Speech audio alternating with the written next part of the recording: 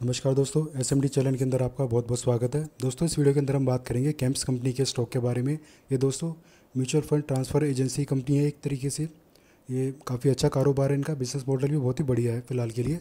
अब ज़रा दोस्तों इसके चार्ट को हम देखें। जो कल का सेशन था हमारा 29 जुलाई का, उसमें थोड़ी सी तेज़ी का ट्रेंड हमें देखने को मिला था। और दोस्तों आज यानी 30 जुलाई को इसके क्वार्टर 1 के रिजल्ट डिक्लेयर होने वाले हैं, तो ये स्टॉक आज एक्शन में रहने वाला है, तो इसके ऊपर आप नज़र बना के रखिएगा। इसके अलावा दोस्तों इसका मार्केट कैप देखें हम कंपनी का, तो वो निकल कर आ रहा है 19,270 करोड़ का। और इसके हर क्वार्टर के अगर रिजल्ट वाइज हम प्रॉफिट देखें तो पिछले क्वार्टर में प्रॉफिट कितना हुआ था 113 करोड़ का। और उससे पिछले क्वार्टर में यानी दिसंबर के क्वार्टर का जो रिजल्ट आया था उसमें 124, यानी कि मार्च का जो क्वार्टर का रिजल्ट था थोड़ा सा कम हमें देखने को मिला था। अब जो रिजल्ट आने वाला है दोस्तों आज, उसमें उम्मीद लगाई जा रही है कि 113 करोड़ का जो प्रॉफिट था पिछले पिछले क्वार्टर में, इस बार थोड़ा सा हमें ज़्यादा देखने को मिल सकता है, या फिर इसी के आसपास हो सकता है हमें देखने को मिले। लेकिन चांसेस हैं कि शायद थोड़ा सा ज़्यादा ही हमें देखने को मिल सकता है, बहुत ज़्यादा नहीं, बस थोड़ा सा ही ज़्यादा। आप 19-20 मान के चलिए, इतना ही कुछ आंकड़े निकल कर आता हुआ हमें देखने को मिल सकता है। क्योंकि म्यूचुअल फंड के रिगार्डिंग दोस्तों ये काम करती है और आपको पता ही होगा म्यूचुअल फंड के अंदर दोस्तों किस तरीके से एसआईपी का आंकड़ा लगातार बढ़ता ही जा रहा है, तो इसका इम्पैक्ट भी जो है इस कंपनी के ऊपर हमें देखने को मिल रहा है। और दोस्तों इसके अलावा अगर हम इसकी डिविडेंड की हिस्ट्री अगर देखें तो आपको पता ही होगा दोस्तों, जो भी इसके शेयर होल्डर्स हैं, वैसे तो ज़्यादातर लोगों के पोर्टफोलियो में शेयर होगा ही होगा। 15 जुलाई के दिन जो अनाउंसमेंट करी गई थी इसके फाइनल डिविडेंड की, पर शेयर जो है 19 रुपये का डिविडेंड का अनाउंसमेंट कर दिया गया है। और 6 अगस्त से पहले पहले ही ये डिविडेंड का जो पैसा है शेयर होल्डर्स को मिलने भी वाला है। और डिविडेंड की हिस्ट्री देखें अगर हम ध्यान से, तो बहुत ही अच्छी हिस्ट्री है दोस्तों डिविडेंड की भी। डिविडेंड के लिहाज से बहुत बढ़िया कंपनी है, इसको आपको ज़रूर अपने पोर्टफोलियो में रख के चलना चाहिए।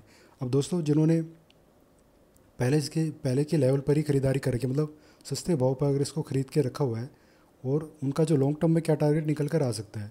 सबसे पहले तो इसका हम ज़रा लाइफ हाई देखते हैं दोस्तों, जो कि है 5,367 का। और अभी जो इसका करंट लेवल चल रहा है वो है 3,916 का। तो इसमें दोस्तों जो लॉन्ग टर्म का जो टारगेट है फ़िलहाल के लिए वो है 5,500 का।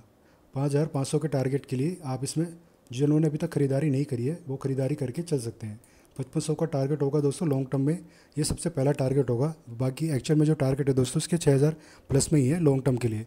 लेकिन पहले हम 5,500 के टारगेट को ध्यान में रखकर इसके अंदर ख़रीदारी करेंगे, जिन्होंने अभी तक ख़रीदारी नहीं करी है। और जिन्होंने पहले ख़रीद रखा है तो दोस्तों अभी भी स्टॉक के अंदर बने हुए हैं, तो 5,500 का लेवल वेट करें, उसके बाद हम इसके स्टॉक के आगे के टारगेट के लिए बात करेंगे।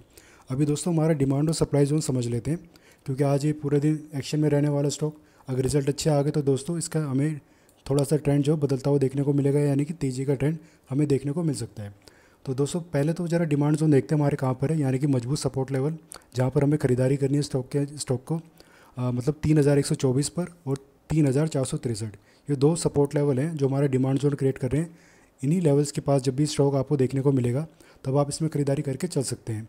या फिर आपने कल के दिन इसमें ख़रीदारी कर ली है ऑलरेडी, चाहे शॉर्ट टर्म के लिए करिए या लॉन्ग टर्म के लिए। लॉन्ग टर्म के लिए मैंने बता दिया कम से कम 5,500 के टारगेट के लिए तो आपको रुकना ही रुकना है। और शॉर्ट टर्म वाले दोस्तों चाहें तो 4,500 के टारगेट के लिए इसमें बने रह सकते हैं, क्योंकि रिजल्ट थोड़ा सा अच्छा आने की उम्मीद है। हो सकता है कि अगस्त का जो महीना होगा इसमें थोड़ा सा ट्रेंड थोड़ा तेज़ी का देखने को मिल सकता है।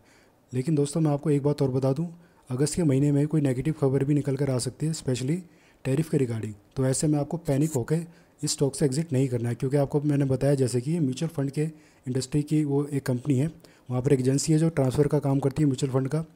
और जब भी गिरावट हमें देखने को मिल रही है अपने शेयर बाज़ार के अंदर, तो म्यूचुअल फंड के अंदर जो एसआईपी का आंकड़ा हमें फिर लगातार बढ़ता हुआ देखने को मिल रहा है।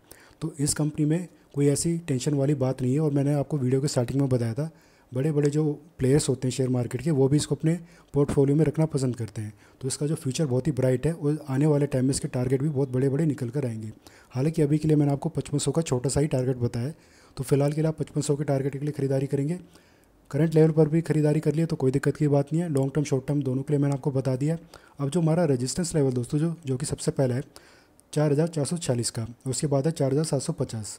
इस रेंज में आने के बाद जो है ऑपरेटर एक बार तो आपको पक्का ट्रैप करेंगे ही करेंगे, और यहाँ से वो इसको सेल करना स्टार्ट करेंगे। अगर दोस्तों रिजल्ट अच्छा आ भी गया है तो भी इस जोन में आने के बाद जो है हमें एक सेलिंग देखने के पूरे पूरे चांसेस है, क्योंकि प्रॉफिट बुकिंग करना तो नॉर्मल सी बात है ही दोस्तों। और जब भी किसी स्टॉक में तेज़ी हमें देखने को मिल जाती है, स्पेशली अगर उनके क्वार्टर 1 के रिजल्ट आते हैं तब, तो एक तेज़ी के बाद जो है थोड़ा सा उस पर ब्रेक लगता ही है, और सेलर जो उसको नीचे की तरफ सेल करते हैं। और अच्छे मतलब जब उसको अच्छा खासा गिरा देते हैं तभी उसको थोड़ा सस्ते में खरीदते हैं फिर बड़े बड़े ऑपरेटर। यानी कि अगर जब भी वो अपने डिमांड जोन के पास इसको लेकर आएंगे स्टॉक को, तो यहाँ पर एक बड़ी क्वांटिटी में जो बड़े प्लेयर्स होते हैं जैसे कि लोकल फंड हो गया या फिर एफआईस हो गए, वो यहाँ पर बड़ी क्वांटिटी में इसकी खरीदारी करके इसको फिर बाद में ऊपर लेकर जाएंगे। अभी के लिए दोस्तों लगभग आप मान के चलिए 3,916 की इसकी क्लोजिंग हमें कल देखने को मिली थी। और अभी जैसा कि मैंने आपको बता दिया रेजिस्टेंस लेवल हमारा कहाँ पर है, इस लेवल पर हमें एक प्रॉफिट बुकिंग देखने को मिलेगी मिलेगी। तो जिन्होंने अभी तक खरीदारी नहीं करी है अभी तक, जो जैसे कि कल के दिन जिसने खरीदारी कर ली सो कर ली, आज जो अगर कोई खरीदारी करना चाहता है तो पहले कोशिश करें इसके Q1 के रिज़ल्ट आने दीजिए। अगर रिज़ल्ट थोड़े से ठीक ठाक या यानी थोड़े ख़राब भी अगर आ गए तो फिर हम वेट करेंगे कि अगले 1 महीने के अंदर अंदर हो सकता है ये अपने डिमांड जोन के पास हमें देखने को मिल जाए, या हो सकता है 2 हफ्ते के अंदर अंदर ये डिमांड जोन के पास हमें देखने को मिल सकता है अगर रिज़ल्ट थोड़े से नेगेटिव निकल कर आए तो। नहीं तो फिर कुछ टाइम के बाद जो है प्रॉफिट बुकिंग जब हमें देखने को मिलेगी तभी गिरता हुआ अपने सपोर्ट के आसपास आएगा, तब हम इसमें खरीदारी करके चल सकते हैं। तो ये जो लेवल्स है दोस्तों आप इनको नोट करके रख लीजिएगा, फ्यूचर में आपके काम आएंगे। और जो लेवल है दोस्तों ये एटलीस्ट 3 महीने के नज़रिए, मतलब जो नेक्स्ट 3 मंथ्स हैं उनमें ये आपको बहुत ही ज़्यादा काम देने वाले हैं। क्योंकि उसके बाद जो है दोस्तों आपको पता ही है जो लेवल्स इस वीडियो में मैं आपको देने की कोशिश कर रहा हूँ और भी जो अपनी वीडियो में लेवल्स मैं प्रोवाइड करवाता हूँ वो कोई फिक्स नहीं होते दोस्तों, वो टाइम के साथ चेंज होते रहते हैं। लेकिन एटलीस्ट 1-2 महीने के लिए तो जो है ये लेवल्स आपको ज़रूर मदद देंगे ही देंगे। तो कोशिश करिएगा अपने डिमांड जोन पर इसको आने दीजिए और अपने इसके जो रिज़ल्ट का हम इंतज़ार करेंगे दोस्तों। हो सकता है मार्केट ओपनिंग के टाइम पे या फिर मार्केट के मिड सेशन में ही इसका रिज़ल्ट हमें देखने को मिल सकता है। तो फिलहाल के लिए दोस्तों इस वीडियो में इतना ही। अगर वीडियो आपको अच्छी लगी हो, जो भी मैंने इसमें जानकारी दी है आपको पसंद आई हो, तो वीडियो को लाइक करना और चैनल को सब्सक्राइब करना। धन्यवाद।